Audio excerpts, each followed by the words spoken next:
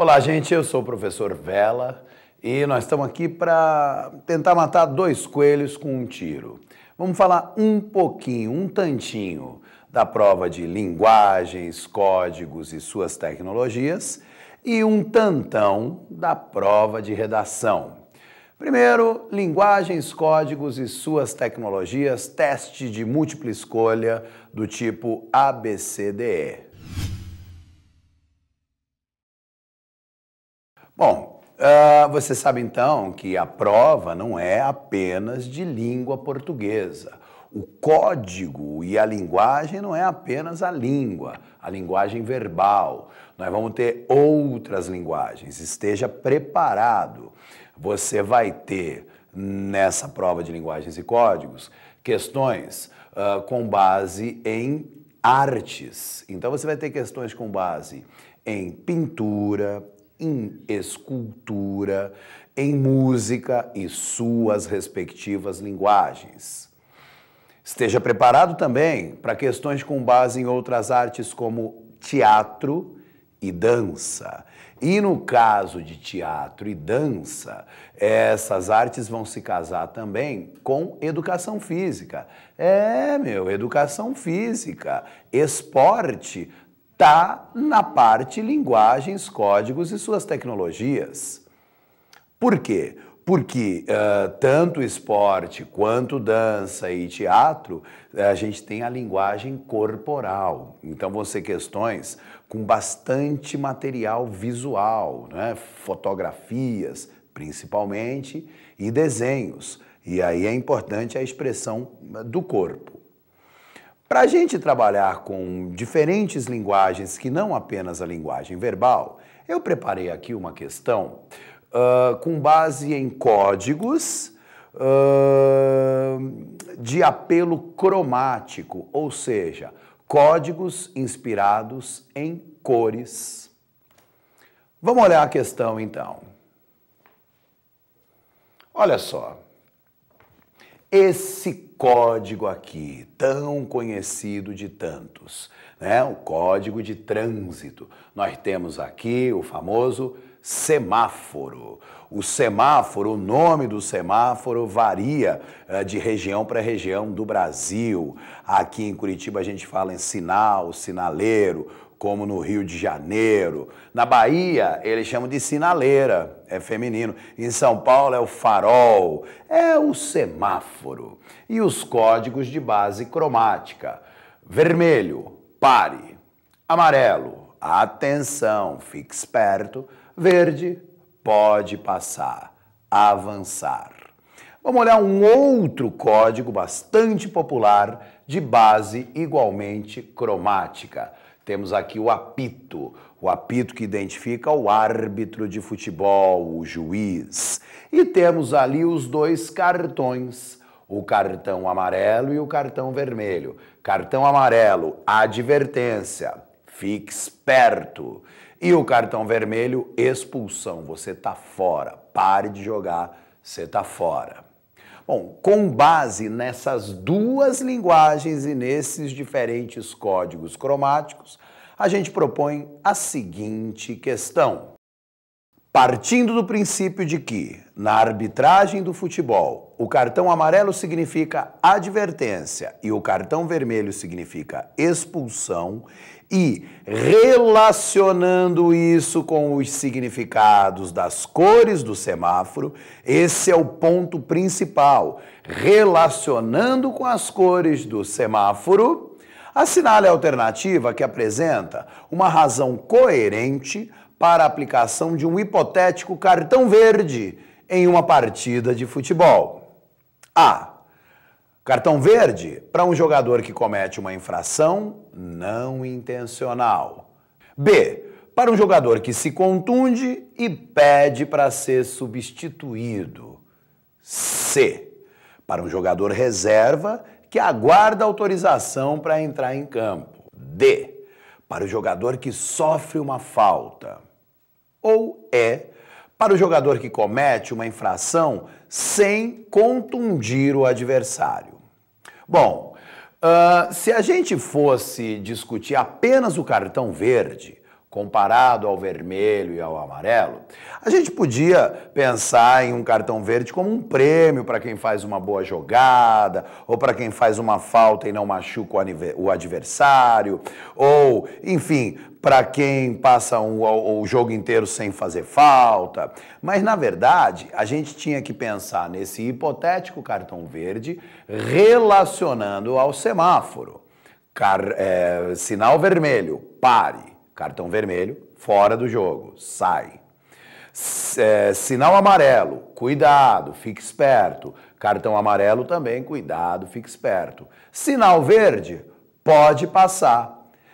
Cartão verde no futebol. Então, se o cartão vermelho é pare de jogar, está fora do jogo, expulso, o que seria o hipotético cartão verde? Vamos ver a resposta? Resposta C. Para um jogador reserva que aguarda autorização para entrar em campo, o juiz mostra o cartão verde, ou seja, pode entrar em campo, pode jogar. Bom, isso foi só para experimentar a brincadeira com a prova de linguagens, códigos e suas tecnologias. Ah, por falar em tecnologias. Além das questões com base em arte, em pintura, escultura, música, teatro, dança e com base em esportes, educação física, esteja preparado para questões com base em tecnologias. O que significa isso? Questões de linguagem ancoradas em plataformas como Twitter, Facebook, e-mail, iPad e outros que tais, ou seja, as chamadas TIC, T-I-C, Tecnologias de Informação e Comunicação, fazem parte da linguagem. Um exemplo que eu acho sempre legal, né? Num texto literário, num texto em linguagem exclusivamente verbal, se eu quiser, na partitura ali, simbolizar um grito, como é que esse grito vem simbolizado? Pelo ponto de exclamação. Se eu quiser aumentar o botão de volume, que esse grito seja mais alto, eu posso fazer 3 pontos de exclamação. Agora, se fosse um e-mail ou um torpedo de telefone celular, um e-mail, enfim, como é que a gente faz para gritar no e-mail? A gente escreve em letra maiúscula, ou como se diz atualmente, em caixa alta. Se você escreve em caixa alta, você está gritando naquele momento. Por isso, diz a elegância, a etiqueta, na linguagem de e-mail, você mandar um e-mail comercial tudo em letra maiúscula, você está gritando o tempo inteiro. Isso não é elegante. Dá vontade de responder assim, eu não sou surdo, não precisa gritar, né? Porque é uma questão de código. O código nessa linguagem do e-mail é que se você quer gritar, você escreve em letra maiúscula. Mas agora vamos deixar de lado linguagens, códigos e suas tecnologias e vamos falar de uma prova que eu não sei se você tem consciência, mas praticamente vale metade da nota, porque a nota do Enem, ela é computada da seguinte maneira: pega-se 4 provas, linguagens, códigos e suas tecnologias, matemática, ciências humanas e ciências da natureza, eles chamam de provas objetivas, somam-se as notas e divide por 4. Você tem a média das questões objetivas. Vão pegar essa média e vão somar com uma nota e dividir por 2. A nota que vai ser somada à média das questões objetivas é a nota de redação. Então não vamos enrolar mais, vamos direto para a redação. Então, a redação do Exame Nacional do Ensino Médio tem algumas peculiaridades que a gente deve dizer. Ela tem, em grande parte, é parecida com a maioria das provas de redação da esmagadora maioria dos vestibulares, mas com alguns aspectos peculiares aos quais a gente deve prestar bastante atenção. Então, é uma dissertação argumentativa, como em mais de 90% dos vestibulares. Existe um tema, um debate instaurado e a gente deve assumir uma posição nesse debate. Só que tem uma diferença. Na maioria dos vestibulares, o debate vai girar em torno de temas polêmicos de atualidade. A pergunta que encaminha o debate, então, vai ser uma pergunta que eu chamo pergunta do tipo binário, cuja resposta é uma de duas, ou sim ou não, a favor ou contra. Um outro debate que era de 2005, mas que voltou à tona em 2011, por conta daquele infeliz episódio do massacre do Realengo, da escola em Realengo. O comércio de armas de fogo e munição deve ser proibido no Brasil? Sim ou não? Você é a favor ou contra a proibição? No caso do Enem, entretanto, há uma base, há um ideário que rege, é uma filosofia que rege a escolha de temas e a elaboração das questões. Na verdade, é um ideário que está aqui neste século XXI. Praticamente, a maioria dos nossos estudantes aqui que estão prestando o Enem, prestando vestibular nesse momento, já nasceram sob a égide deste pensamento. Mas é importante que saibam que as coisas não foram sempre assim. Antes do século XXI, houve o século XX. E no século XX, houve uma oposição entre dois lados ideológicos. E é importante a gente conhecer essa história. O século XX foi marcado por uma disputa num espectro entre o que se convencionou chamar de esquerda e de direita. De uma forma bem resumida mesmo, suprassumo do bagaço do resumo. Qual é a grande bandeira defendida pelo pensador de esquerda e qual a grande bandeira defendida pelo pensador de direita? O pensador de esquerda é o cara que acha que, no limite, as pessoas são iguais e defende como grande bandeira a igualdade. O pensador de direita é o cara que acha que, no limite, as pessoas são diferentes, umas melhores do que as outras, e defende como grande bandeira a bandeira da liberdade. Você não vai negar que são duas bandeiras bacanas, igualdade e liberdade. Só que essas duas bandeiras foram mais ou menos inconciliáveis ao longo do século XX. Igualdade e liberdade. A gente teve, então, aqueles regimes de partido único, do que se convencionou chamar também de socialismo, que defendiam a igualdade e acreditavam que o Estado forte tinha o poder de promover essa igualdade, ou tinha o dever de promover essa igualdade. Por outro lado, a gente tinha os pensadores de direita que defendiam a liberdade e defendiam que o Estado só atrapalha a liberdade. Alguns momentos importantes na metade do século XX foram caindo os totalitarismos de direita. Então, os regimes ditatoriais de direita ali com a Segunda Guerra Mundial, notadamente na Itália e na Alemanha. No final do século XX, um pouquinho antes da esmagadora maioria de vocês nascerem, foram caindo os regimes totalitários de esquerda. O grande símbolo é a queda do Muro de Berlim, ali em novembro de 1989. Vem a década de 90, o momento que a maioria de vocês está nascendo, e sob a égide de uma tentativa de conciliação dessas duas bandeiras. E é essa filosofia que move não só a escolha dos temas de redação, mas a concepção de prova mesmo no Exame Nacional de Ensino Médio. Uma conciliação dessas duas bandeiras, liberdade e igualdade. Então, a liberdade ganhou essa guerra contra a igualdade. Então, qual é o regime político que vigora hoje e que é defendido pelo Enem? Democracia. Democracia representativa, democracia participativa, mas a democracia, enfim. Inimigos desse pensamento do Enem, os totalitarismos, os autoritarismos. Então, a liberdade vence esse jogo. Então, a grande bandeira é a liberdade. E a igualdade acaba funcionando como o quê? Como um freio para a liberdade.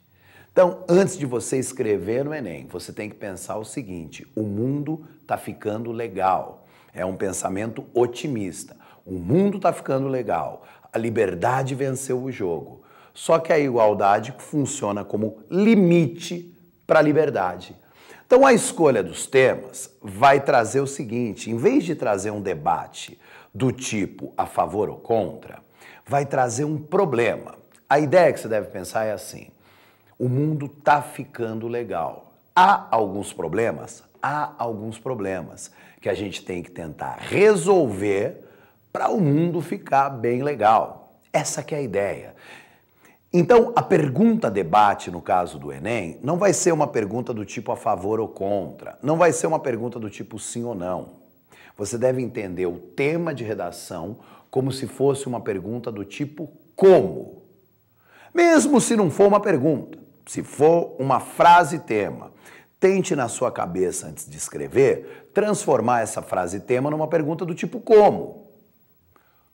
Ou seja, não basta você diagnosticar o problema, apontar o problema, reclamar que tem o problema. Tem que tentar apresentar uma proposta de ação concreta e efetiva para a solução do problema. A maioria dos caras que vão concorrer com você vai tender a quê? A jogar para os outros a solução do problema. As pessoas precisam se conscientizar, a sociedade, ou então o governo, os governantes, não tem nada de pessoas, o governo. Você tem que apresentar uma proposta mesmo. O mundo hoje não tem esse negócio de governo.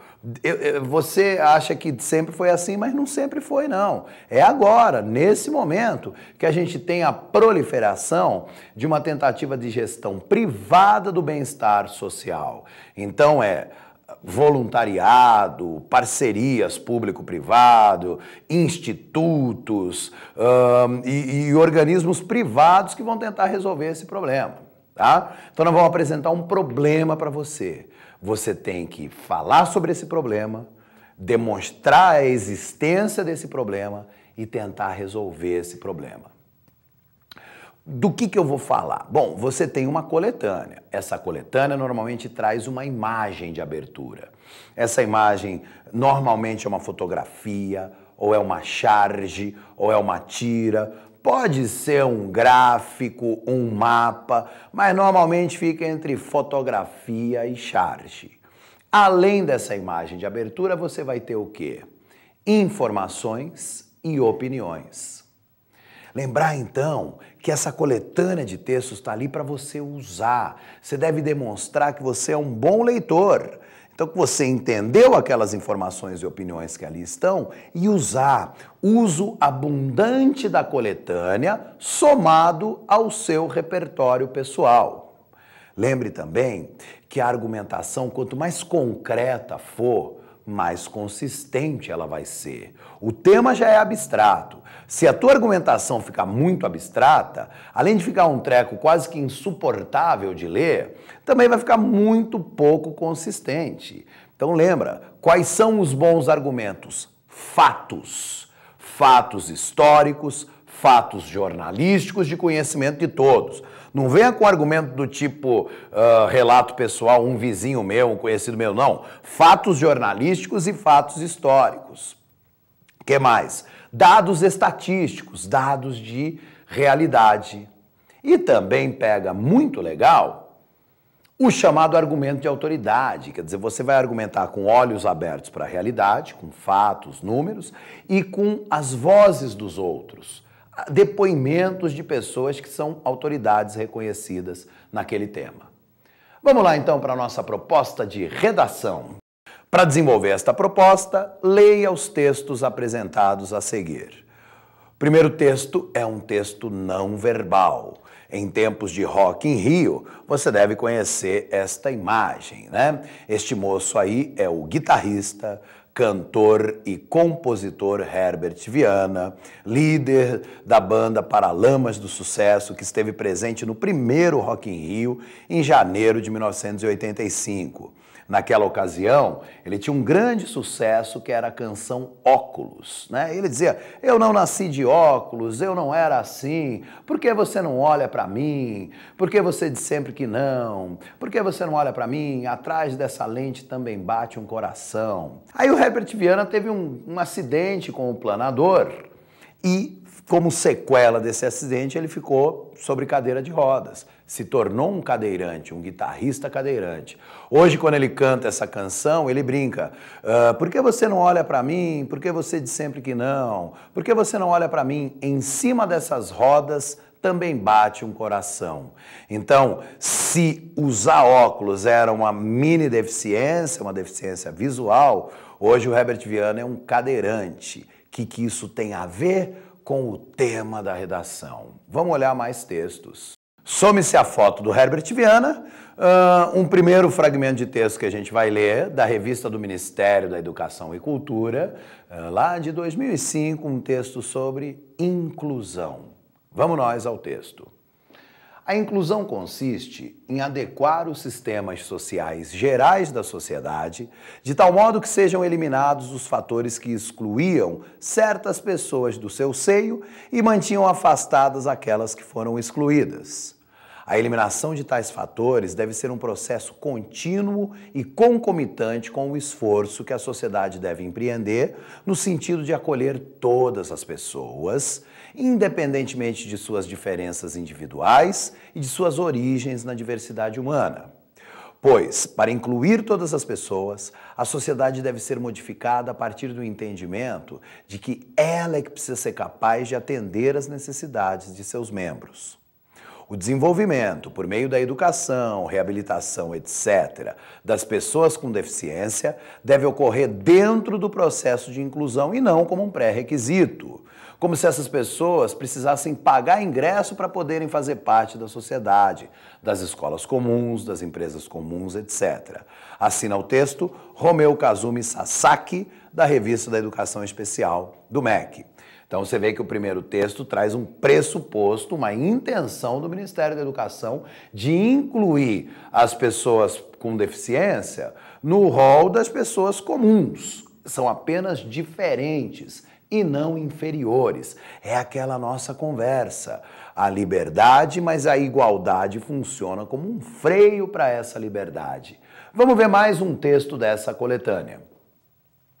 Segundo estimativas do Ministério do Trabalho e Emprego, no Brasil existem 851 mil vagas reservadas para portadores de necessidades especiais, mas apenas 28% delas foram preenchidas.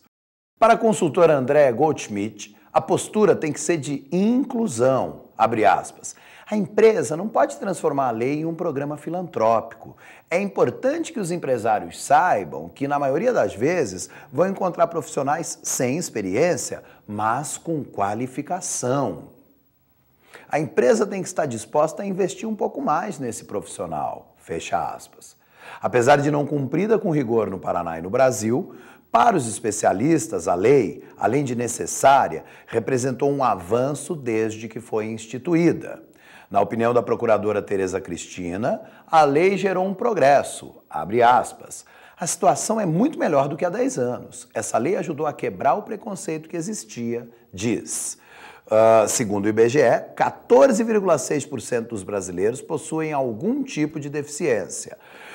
Um texto tirado da reportagem, apenas 28% das vagas são preenchidas no Brasil, Gazeta do Povo, outubro de 2010. Importante que você saiba, então, que já há uma lei no Brasil, quando você tiver que apresentar propostas de solução para o problema, já há essa lei. Uma lei que estabelece que empresas com mais de 100 funcionários têm que destinar de 2 a 5% das vagas de empregos para pessoas deficientes. Como é que a gente pode tipificar as deficiências, os tipos de deficientes? Bom, surdos, cegos. Aí a gente tem os deficientes motoros e a gente tem os amputados. Há uma distinção entre deficientes motoros e amputados. Mas, por exemplo, quando você fala em cadeirantes, podem ser cadeirantes por deficiência motora, como o Herbert Viana, ou podem ser amputados. O camarada teve as pernas, uma das pernas amputadas e anda em cadeira de rodas. E ainda tem o que a gente pode chamar de deficientes cognitivos ou psíquicos. Aí eu não tenho muita intimidade com o termo, mas enfim, autistas, tem aquela síndrome de Asperger e outros deficientes, síndrome de Down, né? E outros deficientes psíquicos. Ao próximo texto. Artigo 4 de um Estatuto da Pessoa Deficiente que ainda está tramitando no Congresso. Artigo 4. São princípios fundamentais deste Estatuto. 1. Respeito à dignidade inerente, autonomia individual, incluindo a liberdade de fazer suas próprias escolhas e a independência das pessoas. 2. Não discriminação. 3. Inclusão e participação plena e efetiva na sociedade. 4. Respeito pela diferença e aceitação da deficiência como parte da diversidade e da condição humana. 5. Igualdade de oportunidades. 6. Acessibilidade. Trecho tirado do Estatuto da Pessoa Portadora de Deficiência em tramitação no Congresso Nacional há 10 anos. E ainda tem mais um último texto aqui. O procurador do Ministério Público do Trabalho do Paraná, Ricardo Tadeu da Fonseca, foi nomeado pelo presidente Lula desembargador do Tribunal Regional do Trabalho da 9ª Região, sediado em Curitiba. Há 18 anos, Ricardo Tadeu trabalha no Ministério Público do Trabalho. Ele já era o único membro do Ministério Público cego. Ele aprendeu a linguagem Braille, mas se utiliza mais da tecnologia e usa programas que leem os documentos direto do computador. O procurador chegou a ser reprovado em um concurso para juiz no qual havia passado no exame escrito com a justificativa de que a justiça não poderia aceitar uma pessoa cega.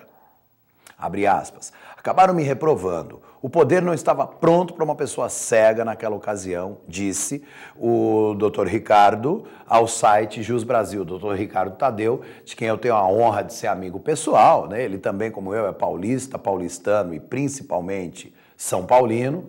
Se formou no legendário Largo São Francisco, na Faculdade de Direito da USP. Também me formei na USP, em Letras.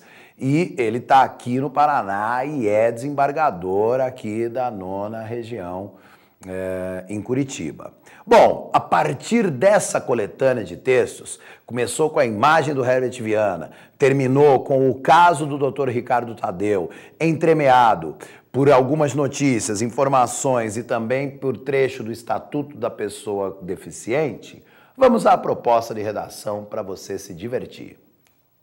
Considerando a coletânea, redija um texto dissertativo argumentativo sobre o tema Direitos da Pessoa com Deficiência.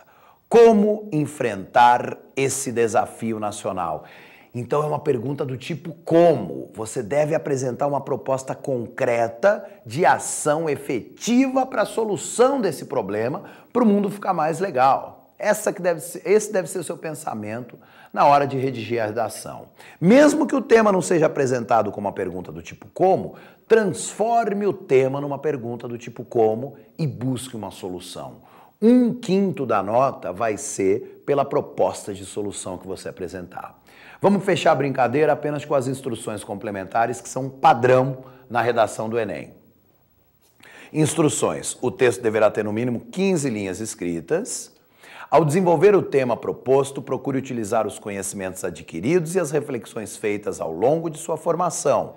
Selecione, organize e relacione argumentos, fatos e opiniões para defender seu ponto de vista, elaborando propostas para a solução do problema discutido em seu texto. Suas propostas, importante, devem demonstrar respeito aos direitos humanos.